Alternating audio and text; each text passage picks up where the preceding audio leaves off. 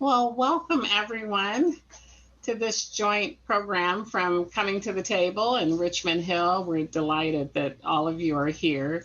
And Joel, can you open us in a prayer, please? I sure will. I want to greet everyone too. Thank you for being with us on this important day. Mm.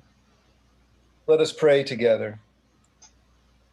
Giver of life, the one in whom we live and move and have our being, we thank you for this important day of remembrance and celebration. A national holiday commemorating Juneteenth gives us hope and it reminds us that freedom is possible and that you desire it for us. And so we praise your name, for you alone are holy, full of grace and compassion, mercy and truth. We thank you for faithful servants who declare and fight for the abolition of injustice and ask that we might be among them. In remembering the day in which the slaves in Texas finally heard of their emancipation, we acknowledge that there is still work to be done today to correct the wrongs that continue to destroy the lives of persons of color. So help us to end racism, voter suppression, greed, hate, violence, poverty, denial of health care, environmental injustice, war, and the false religion of white supremacy and white nationalism. When we get tired, free us from apathy and inaction and inspire us onward that our actions may bring an end to injustices. Make us into one people, O God. Give us the strength to give ourselves to full reconciliation and to the fullness of life that you desire. Help us to work together to redress the centuries of injustice against Black people in this country, righting racial wrongs, bringing repair to broken lives, and healing to wounded souls. We offer this prayer for the sake of the freedom of all people. In your loving name, amen. Amen. Amen. Amen. Thank you, Joel. Well, I've been feeling a lot of things in this moment, as I'm sure all of you have. I think back to when I was 20 years old, and I was working at something called Cable Access, which shows how old I am. It was the public arm of cable television when cable television was new, and I did a show there, a program, and it was my very first program on reparations, and so it's a long time. And I think about in graduate school, I did a paper on Callie House, who was fighting for reparations in the late 1800s, and just all the people over all the decades and even centuries that bring us to this moment. And we just finished here in our garden having a performance by Margaret Joyner of the Heritage Ensemble Theater of Judy, a woman who was enslaved in the house here on the Richmond Hill property during the Civil War. And just knowing her life of being enslaved in Brunswick, 3 generations of the same family, handed down from one to the next, being taken to the sugar plantations of Louisiana when tobacco dried up, you know, toiling there for 33 years, being brought back here. I say all that to say when she got back, she was 80, in her 80s. She died when she was 90. And her entire life was in the forced labor service of the Wilkins family. And so something has to happen to change this paradigm. And it has to involve amends in some form and some sort of a moral transformation in our country. And so I'm just delighted that we're here tonight to talk about repair and reparative acts and reparations and HR 40, all of it. This is a teach-in, so it's, trying to get us all acquainted with the legislation and some of the proposals. And I'm delighted that we're doing this. I'm also a longtime member of Coming to the Table. So I feel like I'm both Coming to the Table and Richmond Hill, but delighted always to be here with Danita. And Danita, can you say a few words for us? I sure can. Well, we are delighted to be with our Richmond Hill family, of course. For those of you who don't know, Richmond Hill had a lot to do with the inauguration of coming to the table. It's where we got our start. And we couldn't have had a better place to jumpstart these conversations on race and, in a place of healing. So thank you for inviting us back. And we're just grateful to be in this number today. And such a day it is. Yes. Ah, I mean, it's Jubilee. It It's really is. Jubilee. It's Freedom Day. Yeah. Yes. And in my heart, I just have to say, I feel that we as a nation are coming to a place of a new freedom, someplace we've never been, something we've dreamed about and talked about. And to be able to bring this particular conversation on repair and repeal and reparations together in a house of that values moral and spiritual growth with Richmond Hill. We're just grateful as a family to be blended with you on this very, very special day of celebration. So thank you for having us. Thank you, Danita. Thank you, Danita. And Danita's done long time work with the Grassroots Reparations Campaign. I'm doing some work with them now. And one of the things that David Ragland, who leads that initiative, says is that reparations is the midpoint between truth and reconciliation. So sometimes we want to jump to reconciliation, but I love that reparations is the midpoint between truth and reconciliation.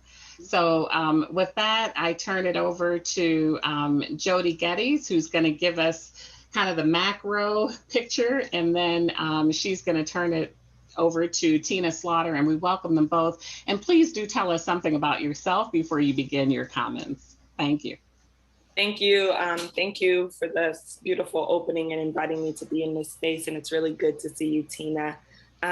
So the first thing I'll say is, for me, I would like to kind of honor my Maroon and Taino roots. I was born in Jamaica, West Indies, and grew up in this country. And so bringing those ancestral spirits into the space to be a guide. So I acknowledge those who were enslaved on these lands. I'm in Oakland, California, and also acknowledging occupied lands, right? That we still continue to reside on occupied lands, and that First Nations people still live. So people are still living, people are still here, people still exist in the same ways that we all still exist. And I think it's important to name that, and also to acknowledge the impacts of COVID-19 combined with systemic conditions and how that has impacted people's lives. So I'd like to definitely bring that into the space. And there are two folks I'll call in, which is Queen Nanny, which is seen as kind of similar, like in the ways of Harriet Tubman of Jamaica. So I'll call in Queen Nanny. And then I'll call in, all right, then I'll call in my great-grandmother. She wins, yes. Yeah. I'll call in, you're coming out right now. I'll call in my great-grandmother, Mum, that for me has really, I think, in essence and spirit, taught me about what it means to carry stories through families and through community. So that's a little bit about me. And the last thing I'll add, there's more I can say. The last thing I'll add is that I'm a new mom. So everyone can see you. So this is Yellow. So we're navigating kind of parenthood in this moment. So thank you all for having me here, and thank you for your grace. Before I share a little bit about history of reparations and the reparations campaign, I actually want to invite folks to close their eyes and get in a comfortable position to just do some visioning. I find that a lot of times we're talking about dismantling and tearing apart, and there often isn't enough space. There's some space, I will acknowledge that, enough space for really dreaming about what this looks like, right? When we talk about freedom, we can talk about our minds being free in many ways, but what does it look like to be in communities that are safe, communities that are well, communities that are truly transformed beyond white supremacy? And so I invite us to just close our eyes for a moment.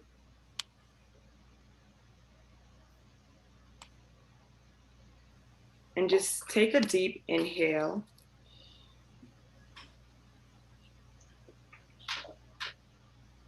And exhale a sigh.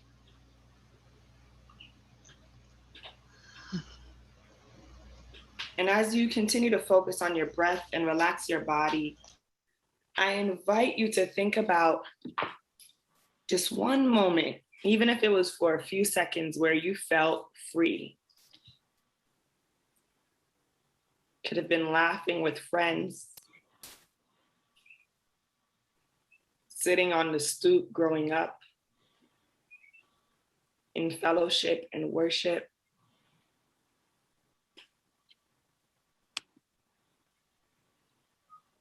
I invite you to just hold on to that feeling. Allow it to move through your body with ease.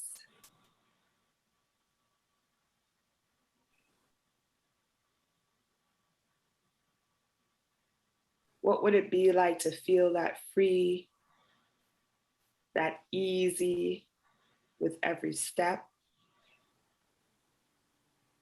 with every breath? Look at things transform around you.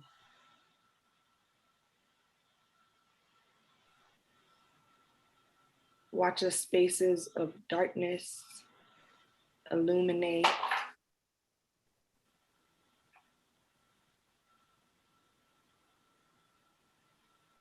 Imagine all of the possibilities.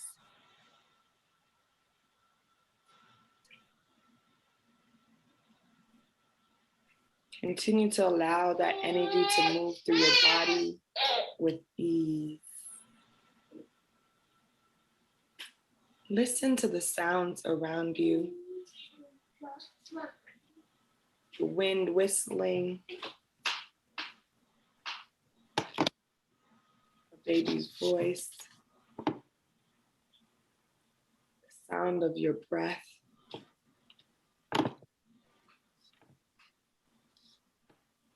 Inhale.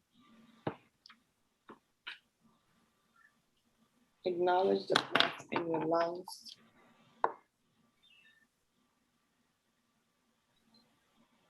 And on this exhale, I invite a sigh. And before we come back to the space, I want us to stretch our eyes, which is something that we don't often do. You can do this with your eyes open or closed.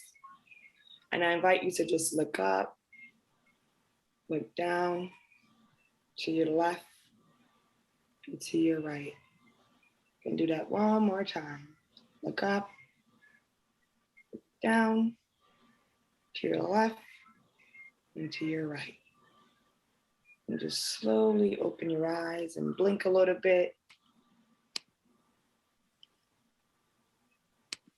Thank you all for that. I'm just gonna get her down off the chair. Run, run, run. Go ahead.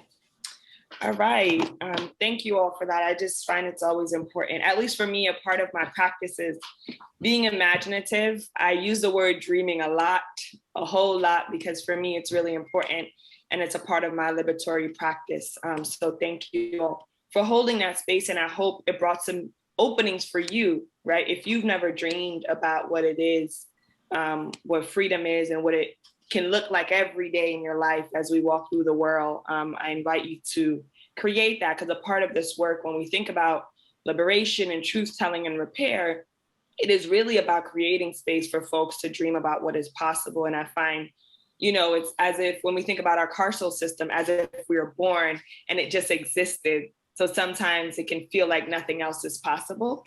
And I think the dreaming creates an opportunity to think about what is possible, right? And now how do we move into that space? So I thank you all for leaning into the imaginative pieces of our dreaming work. So I'm gonna talk a little bit about reparations today in a little bit of 3 parts. So really some historical relevance around reparations. And then I'm gonna move into the different forms of reparations and the grassroots reparations campaign. And then I'll end talking about HR 40. I think it's really important to name that reparations has happened, right? But the question is reparations for who? And in many parts across the world, there's reparations that have been given to people of European descent and people who walk through the world as white. And I think that's important to name because sometimes, folks would say, reparations, we don't do that. We don't believe in that. But our history shows us that it does, right? A part of reparations is the acknowledgement that a harm happened, right? Hold on to that word harm, that something took place. There's an acknowledgement, right? Because if repair is needed, we know that act took place. When we think about in instances like the Holocaust, for example, there was a clear way in which the Holocaust is identified as a harm and that repair needs to be made. And there's still ways the country wrestles with how do we teach about this history so that we also don't repeat it. So thinking about things like the Cobblestone Project, for example, or reviewing one's curriculum to think about how it is taught in schools as a history, not to be proud of, but a history to say, how do we acknowledge what has happened and how do we create space for understanding so that we don't repeat it? In many ways, compared to the United States, that we have Juneteenth identified as a federal holiday, and yet there isn't space for folks to talk about it. Because when we think about not allowing critical race theory to be taught in schools, it isn't so much about the theory, which I think there's actually a lot of lack of understanding of what that is. I think it's so much more about just talking about racism, like what exists, right? Because if our young people are able to explore these subjects that sometimes it's assumed that they can't talk about, it shifts the function of education in this country. Education becomes a practice of freedom rather than maybe a system of banking, right? That our young people have space to have their own opinions, to debate, and to be able to challenge. And I believe it also, in having those conversations in school, it would also highlight the ways in which the schools that young people attend are also impacted by racism. And so I think it's important when we talk about reparations, we talk about the idea of repair, but it also engages an acknowledgement whether an institution or a country names it in that way.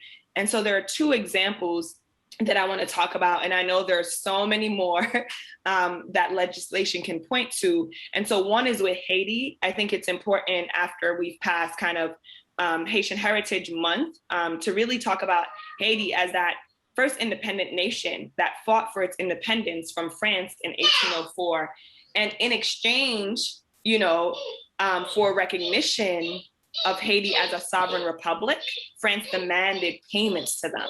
And so folks fought in this revolution. They won, rightfully so, right? And yet, in order to be recognized, needed to pay. So in many ways, the reason for that was the idea of damages, that in losing ownership of people, right, there were damages. Although we know that these nations profited off of Black people, Black and brown bodies, people of African descent, that led to robust and growing economies, right? And yet people fought, won their freedom, and still had to pay. And so even when we think about the conditions today in Haiti, a part of that has to do with debt, right? And there are many places in the Caribbean that are a part of the Commonwealth, and that has impacted their debt infrastructure. So I think it's really important to name that, because there is a lens in which Haiti has been talked about and promoted, I think, in the US lens, without really talking about the historical implications and ideas around repair. And so for me, it's really important to bring that through as someone of Caribbean descent. And so that's one example. And then the other piece is the Compensated Emancipation Act. And so when folks, emancipation was signed into legislation, there was this Compensated Emancipation Act. And so former people who were enslaved, throughout the Washington, D.C. territory, what's identified as Washington, D.C., right? There were damages that were paid by the government to those who had enslaved them, to their former masters, right? So once again, it is acknowledging that enslavement happened, but once again, in the freedom of people, it also identifies harm being committed against white folks, of people of European descent. Right. So I want to be able to hold on to that. Right. Folks, humans, my daughter is calling someone on my phone, this child. Mama, can you come here, please? Folks are, freedom is granted, and yet it comes at a cost. So there's still an acknowledgement. But once again, the acknowledgement of harm against who? There is no space to acknowledge these deep psychological, spiritual implications of enslavement and everything that spawned from it against Black folks. And this, we can compare this to like involuntary servitude, or even, folks saying you can pay your debt off, but rather it's ownership, right? And so under the first act, it was interesting because Black folks could then also, in some ways, apply to receive money as compensation, but then if a white person came forward, that was denied. There was no space to say, to talk it out. We know how this goes when we think about our judicial system and folks actually not having the right to due process, you know, to really talk about the implications and the impact of that. And so there was a second Compensated Emancipation Act that was supposed to create a somewhat of an equal playing field according to written law. But once again, if those systemic conditions are in place, that written law doesn't matter. So I want to be able to just talk about that there were particular laws and policies in place for folks to receive compensation for what was identified as damages, right? The identification that damages was done to white folks who profited off Black bodies because folks were then free. And we know there are other things like the Homestead Act or the GI Bill, so real written policy that didn't create pathways for Black folks to, I think one, just healing, like basic healing, like what does it mean to live free? You know, you have 2 or more people that are gathered, you can get arrested. So thinking about the Black codes that are in place, you know, so many things that we actually see repeated today, even if it's not on the books, lack of access to really be able to buy homes, right? And we know that's a huge indicator of wealth. And while policies changed, once again, these things were lived out in community where people kind of had verbal agreements about who they were going to sell to. And these things come up today with buying cars, buying homes, so many other areas. But I wanted to name just those examples because the reality is reparations isn't something new, but I think the idea of paying monetary, and to name that reparations come in many forms, and I will touch on that. The monetary piece, it acknowledges that harm was done to Black folks. Like that's just plain and simple, right? And I think that's challenging because once that is acknowledged, now we also have to identify the systems that continue to perpetuate and maintain these social structures. And that comes at a cost. I think systems of white supremacy prioritize money. We see that right now. The world is opening up, no matter ideas about COVID, because I know that gets a little complicated, but as the world opens up, I'm reading these New York Times articles and Washington Post articles that are talking about the economy being repaired, but we're not in post-COVID. And that is the language that is being given. And this is something we've experienced all across the world. And even in the United States, there are many communities that are impacted differently, right? And so we must talk about that, right? And so I want to be able to name that economic piece, right? And how it takes precedent over people's lives, particularly the lives of Black and brown folks. And there's a whole other narrative that we can talk about of the impact on communities of color. And I don't often say POC because I think it's also intentional not to name Black. Like there is racism and there is clear anti-Blackness that exists in this country. So I think that's important to name when we talk about not equality, but when we talk about equity. So when we talk about like the ability, I'm going on a tangent for 30 seconds. When we talk about the ability, I think to pass an act that kind of identifies particular harms as hate crime, but a bill like the Emmett Till bill that does the same thing isn't given space and precedence. So we're not so much talking about pushing back against racism, but anti-Blackness. And that is ultimately what it is embedded in.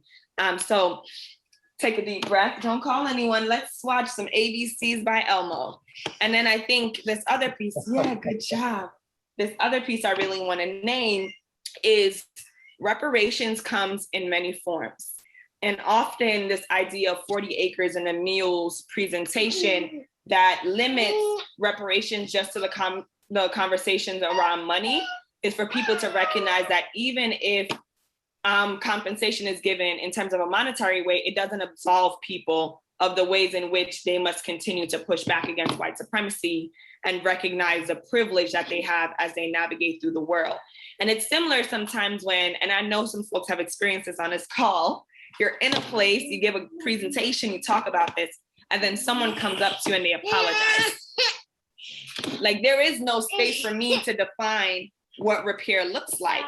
The space for what repair looks like is now identified from this person's lens. So for them, repair is an apology. That is not what I asked for. And I think a lot of the beautiful work that's happening, I know through Coming to the Table and the reparations campaign, you know, and Reparations Now or Jubilee Journeys, is that folks are really there's space where like Black folks and communities that are directly impacted, because this is also happening in First Nation communities, folks who are directly impacted have the ability to name what repair looks like from harm. Yes, y'all, she has discovered how to go to call log. She is calling everyone I've ever known.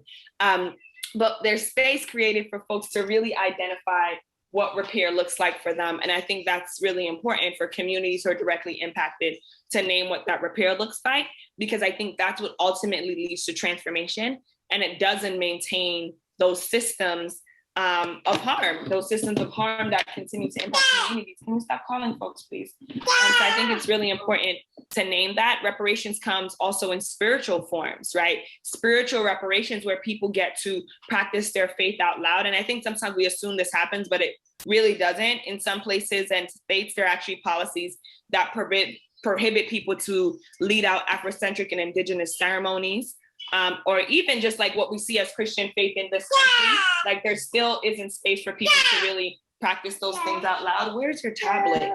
So I want to be able to name that there are all these ways that even if it's not visible, right, there are structures that impact how people truly live on a daily basis. And it's also the transformation of structures and institutions, because they maintain these myths and ideas, you know, even in the wake of, for example, this is controversial, the film In the Heights, that I think is an amazing film. We recognize how colorism is embedded within everything, right? So it's not so much that people are intentionally perpetuating harm, but it is a part of all of these structures, the ways that we get taught to see and identify each other. And even in the simplest thing as media, right? Even when you think about a lot of older films, it's shifting a little bit. This person with the Southern drawl, right? There's an assumption of that person not being intelligent enough, right? But unless we investigate those things in films, we don't recognize that we're ingesting it, right? So even on that very small level, or even, you know, advertisement, you know, you think you're aimlessly watching, you're just waiting for the advertisement to go by, and then you go on your phone, it pops up, and then you find yourself buying a steamer for your car.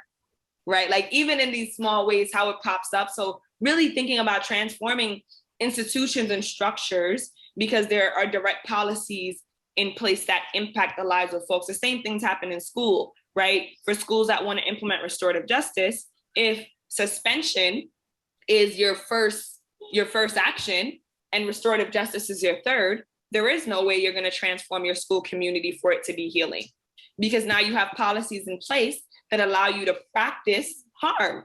That's honestly what it comes down to. So it's not necessarily the blame on one person, although I think it's important to acknowledge how individuals perpetuate racism. So I'll add that piece. And then I think truth-telling and truth-seeking, that in our truth-telling and truth-seeking, we must talk about repair. I do think it is healing for folks to tell the truth and for folks to seek the truth. And on the other hand, I think it's also important to think about, now, how do we repair that? Because once again, those things are in place, and to create space for communities to do that. And one of the places I've seen that be really powerful is in Elaine, Arkansas. I had the ability or the opportunity to serve as a commissioner with the Elaine, Arkansas truth-telling process, along with the Samuel DeWitt Proctor Conference. And it was really powerful. And one of the questions as commissioners we asked folks was, what do you want us to do? Like, how do we support, how do we hold the space with you? And there are many different things. And one of the things I remember someone saying is, tell this story. Share this story of Elaine. And so no matter, I could be talking about dance and I'll bring up Elaine, Arkansas, because I've made a commitment to tell the story of Elaine, because we talk a lot about Little Rock, but Elaine actually has a really important role in the civil rights movement. And a lot of the work that's happening today, folks are looking at Elaine to say, how do we create space to tell the truth and repair? And for many folks, it was the first time they ever shared that story. And for some, it was a story that was passed down to them, and not even through someone sitting them down, but through the whispers, right? Imagine holding on to something that you weren't allowed to share, even just with each other, that you weren't allowed to talk about, and what that does to the body of a child and someone who grows up in a community and continues to stay behind and live in that community. So I just think it's really important. No, ma'am. Here you go. No, ma'am. So I think it's just really important to bring that into the space, and through things like ceremony and practice, Danita was at one of our ceremonies that was held in Ferguson. So really thinking about leaning into ceremony, like the lived body experience to be able to release and for joy to also exist. That's not about an opposition to white supremacy. And for a long time in my little years on this earth, that I felt like my joy is only about fighting against.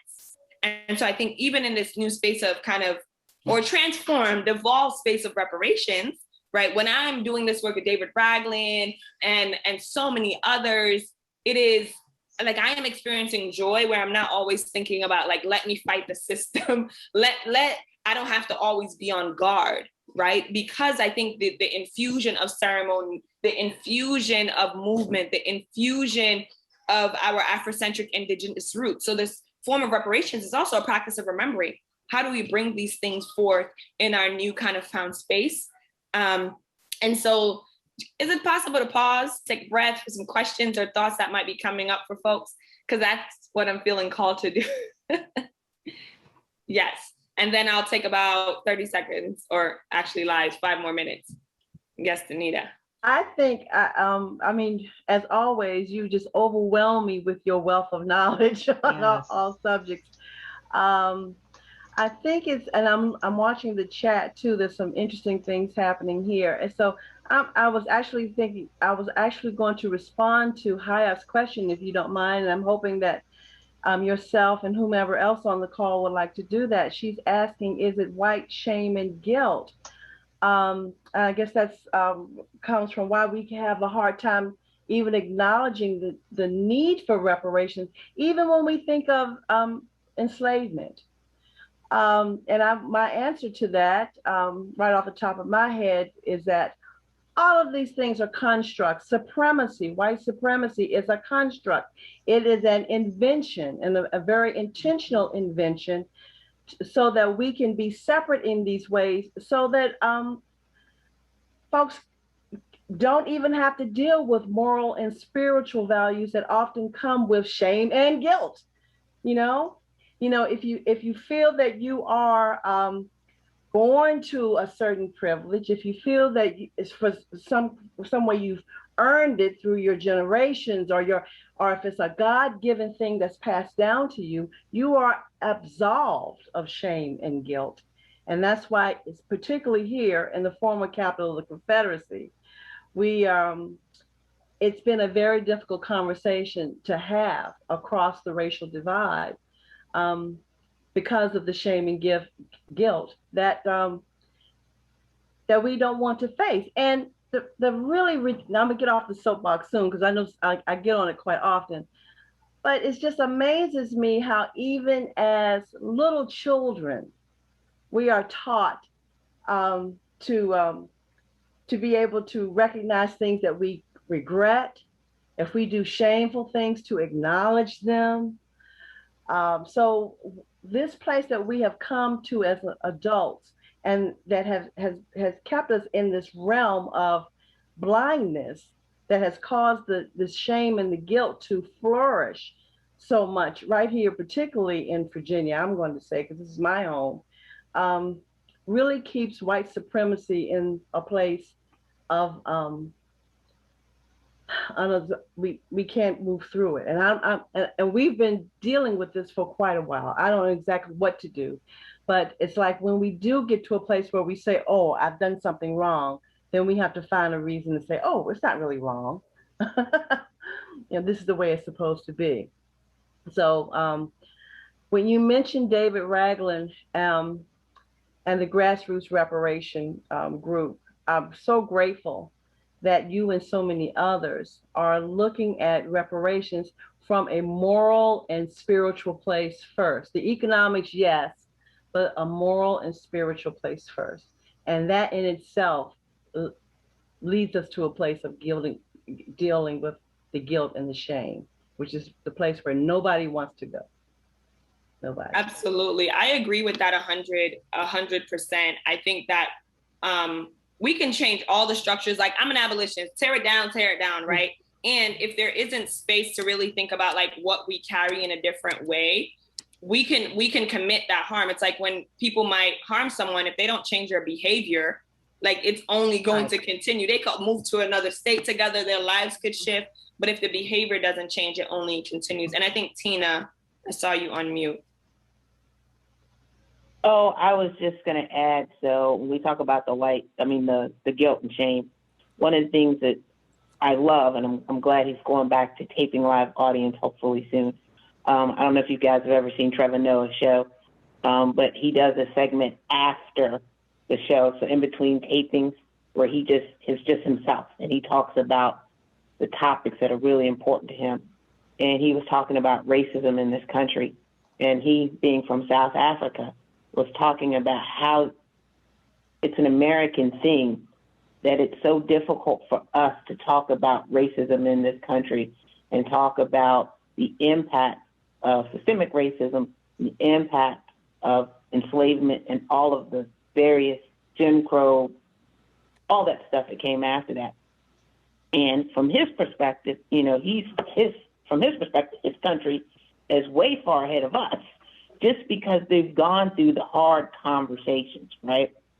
And I agree that there's hurt and shame, and that's why folks are not necessarily willing to talk. But I also feel that racism, systemic racism, is so embedded into the foundation of this country that in order to have these conversations, as Jody just said, you have to blow everything up, right? You're going to have to rip everything out and start again. And that kind of change, I think, scares people more so than the crying and the getting through the shame and guilt of it all. The whole deal that, you know what, the Constitution may need to be rewritten. We may need a few more amendments. The laws we have may not be relevant to today. I think that is what is really scaring a lot of folks not to get into this space.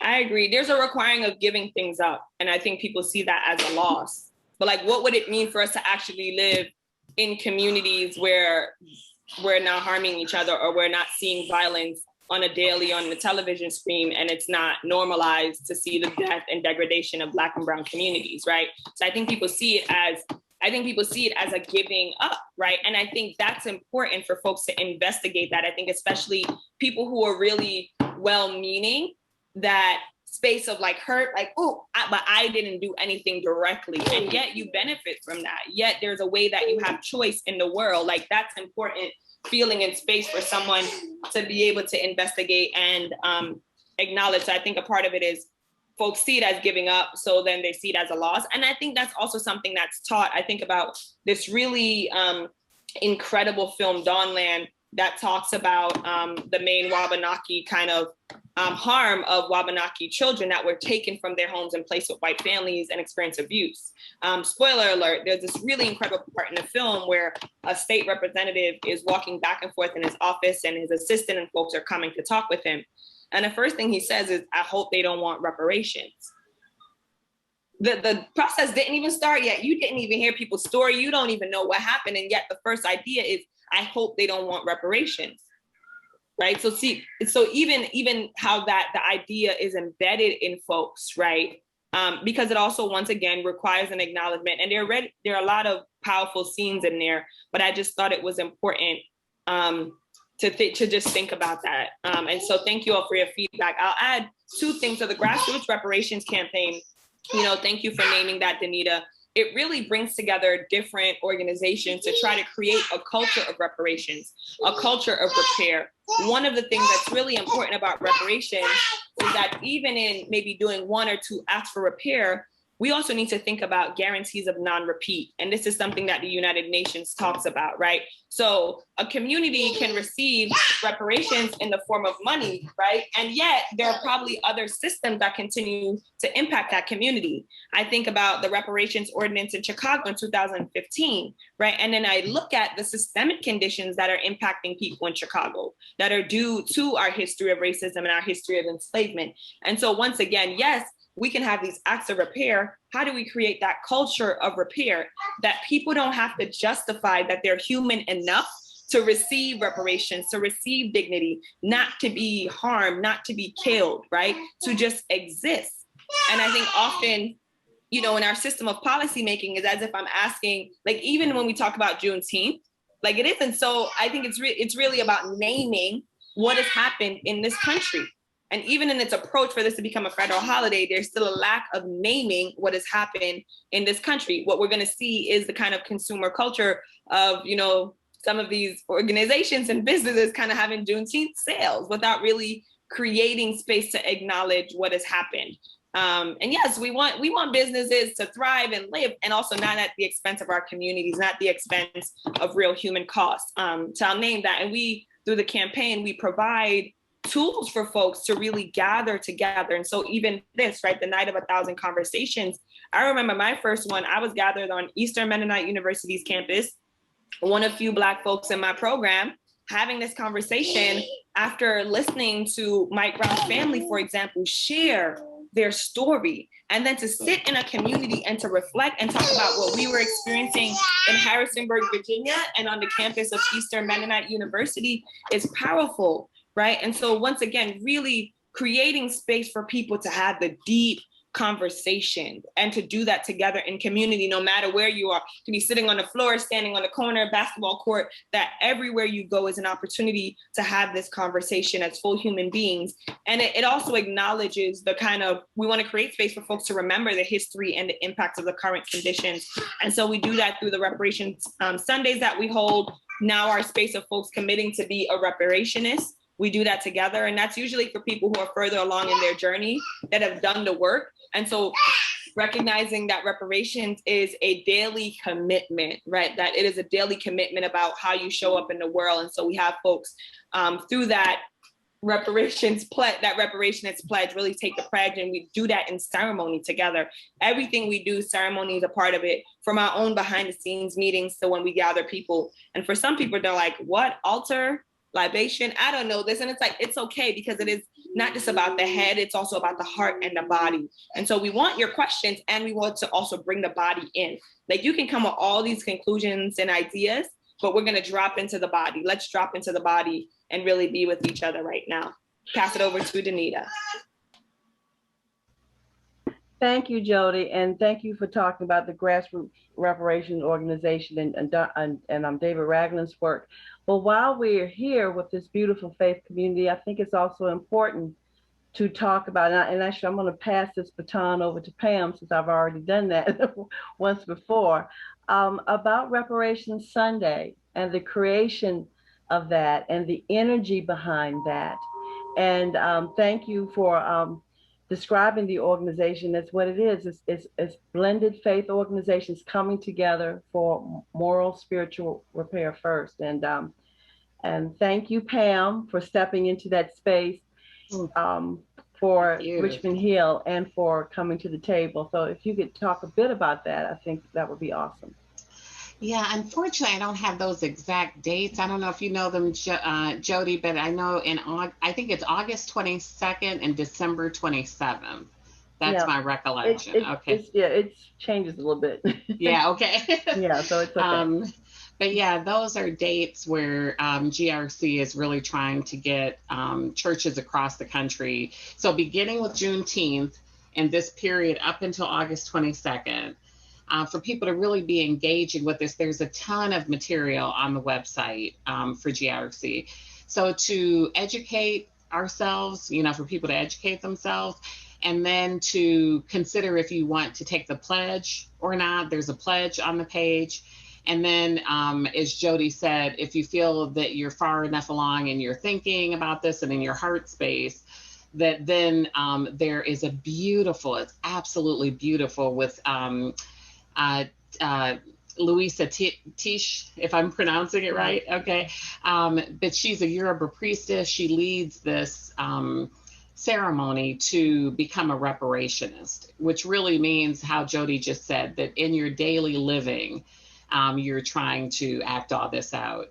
So I'm happy for Richmond Hill folks to be here on this call to hear some of this. And I hope that you engage with the GRC website that I put the link in, and for us to talk about it in the future. And everybody else who's not related to Richmond Hill on the call, we hope that you do the same, because the idea is to get as many organizations, and there's a lot of momentum behind it, right, Danita and Joe? Yes. I mean, a lot.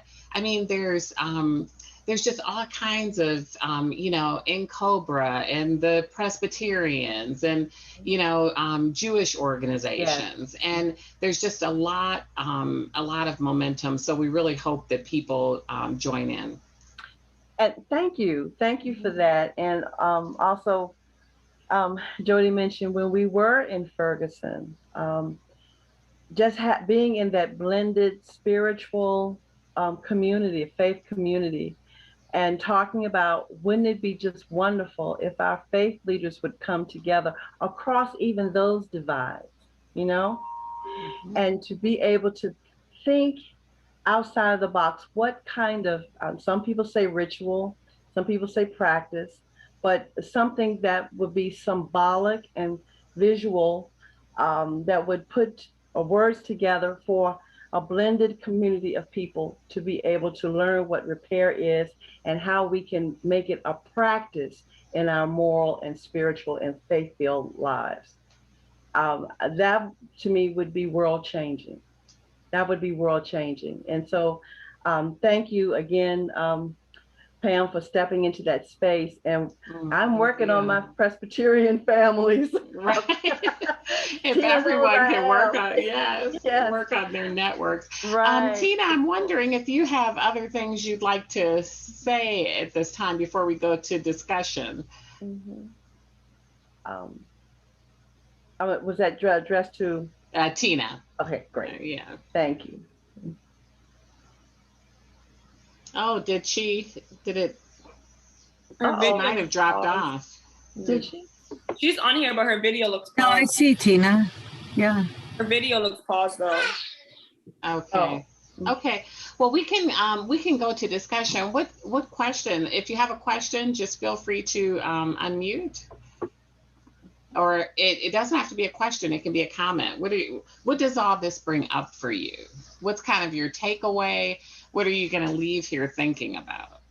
Well, I will add that Tina, if she were here, she would be telling you about all of the wonderful programming that's coming out of Coming to the Table RVA, particularly when it comes to reparations. We have a reparations circle that's pretty strong. As much as we want to go out and immediately storm the Bastille for reparations, we realize that a lot of what we need to do first is to educate people on what reparations is and why it's necessary. So Tina is doing just a phenomenal job, and I'm bringing audiences together to learn about reparations, learn about repair. We had a beautiful event January of 2020 for National Day of Racial Healing. And it actually, the second day of education that we did there was at the Union Presbyterian Seminary. And the president there, Brian Blunt, actually was on a panel. And ever since then, I mean, there was some hesitancy there, but ever since then, they have truly been on fire when it comes to reparations on that campus. So we've been grateful. And we are just hoping that little flame is going to just turn into a conflagratory event across the state of Virginia. And what campus was that? What campus? Presbyterian Seminary. Oh, that's great. Yeah, right. And, they're doing great reparations work at Virginia Theological Seminary, too. They are. So a lot of these universities, we've been doing some work with them. So, Danita, I was wondering if you could say a little bit about the story of Phoebe and Betty Kilby. I think you just had a program. Well, we're about to have a program, but it's coming out. I believe it's July 27th, and Tina, you can help me. Yeah, thank you. Yeah, that's it. Okay, but beautiful book, and more so, it's a beautiful relationship between Phoebe Janet Kilby and I get Dr. Betty Kilby Fisher's name, Baldwin Fisher. But she is they are related by blood, by family, by heritage, by history, and they have come together to create this beautiful book, a Black woman and a white woman together, to talk about their blended history together. And it's just a gorgeous story. It's a gorgeous story. And we're going to have them through Zoom on July 27th. I hope that's right. Is that right? Hayat, It's people July can check your 27th, website. Okay. but we don't have the details nailed down Right. yet, but we're going to do that next week. Right. But I just saw like a banner of an email about Betty not being able to come. And I don't know if that was just to the meeting next week or something. I think it's to the meeting next week. Okay, right. good. Right, because yeah, she chose the date. But Okay. That phenomenal story, and Betty's father actually was a civil rights warrior himself, which makes it better. And he just really seeded that in his African American family, his children. So and the work that they have done together, just as friends and family, has just been phenomenal. So we're hoping you guys can join us for that. We will definitely join you for that. Any questions or comments? And Tina, now that you're back, if you have anything you'd like to add, and Jody too, any closing comments? I think we can hear your phone Tina. Off mute. Yeah. Your phone is on mute, Tina. That's okay.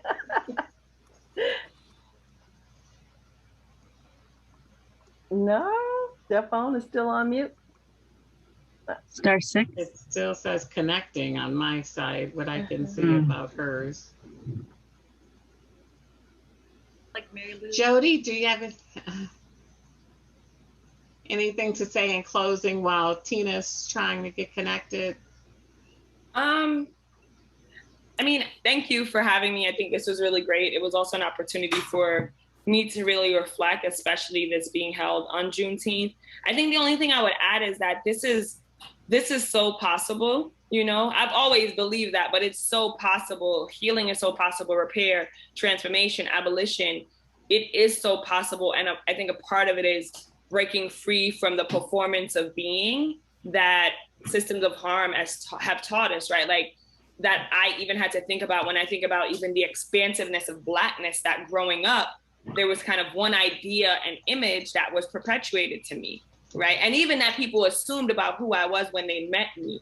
And what did it mean as a part of my own practice of freedom to really define myself for myself? And so I named that all of this is so possible. And for me personally, maybe I think I walk with it maybe a little bit different because it comes from my own place of faith, where it's like, if I don't do this, I will be sick. There are many other things I love to do, maybe even a little bit more than this, but it is a requirement of my assignment here on this earth. And so for me, I think I show up with it in a different way, but I also want to create a world where everyone is free and we don't have to perform. And with that, the conditions that we live in allow us to really create whoever it is that we want to be. So that's what it is for me. And now I understand when parents talk about like, when I became a parent, because now I'm just like, I want all these things for my daughter.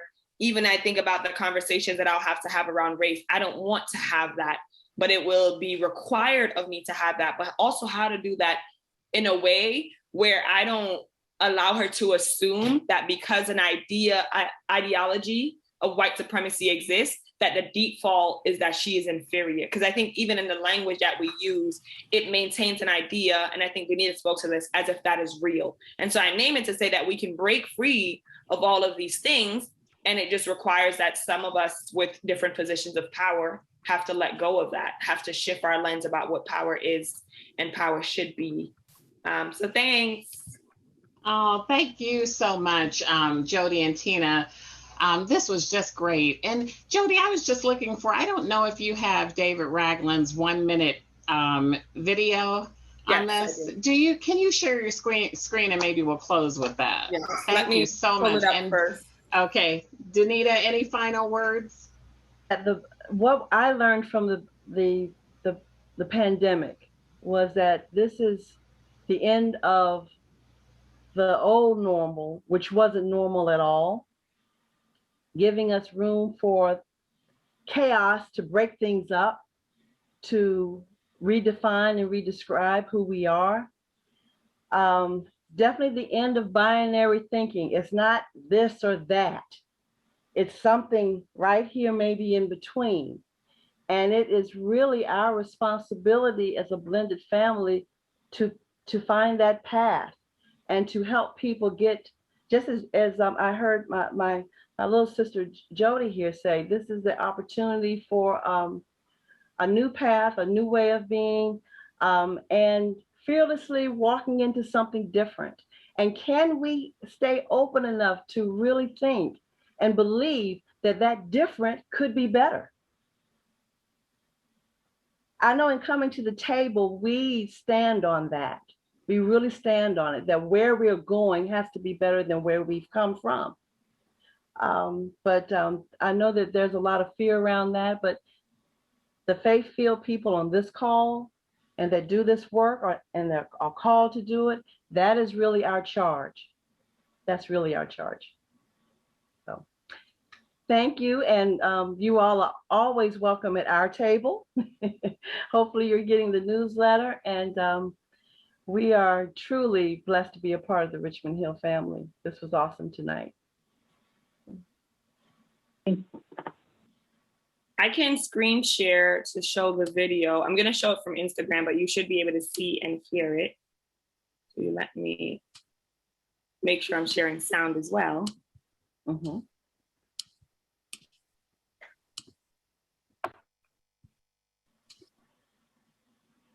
Can folks see this fine? Is it? Yep.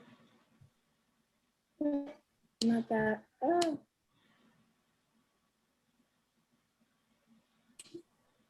Reparations for our country is about addressing past harm and healing it. The Grassroots Reparations Campaign is a project that has brought together a number of organizations to try to create a culture of reparations. We've designated 2 days a year called Reparations Sunday, where communities can gather together to remember the history of slavery and the world that it created. And so from June 19th to August the 21st, we encourage people to look locally and see what Black-led groups are present in your communities and find ways to partner and support and engage their work. Reparations is more than a check. It is about setting a relationship right. Reparations. That's great. I was frozen for a long time, it seemed like, but I'm glad you guys got to see that. That's a nice little short encapsulation, I think. Well, with that, thank you all. We appreciate you being here. Thank you, Jody Geddes and Tina Slaughter and all of you for being here. And we hope you'll continue to consider the issue of repair and reparative acts and reparations as we move forward. Thank you. Have a good rest of the evening. Thank you, Tina. Thank you. Happy Juneteenth. Thank y'all. Thank you all. Happy Juneteenth. Thank you. Happy Juneteenth. Yes. Bye.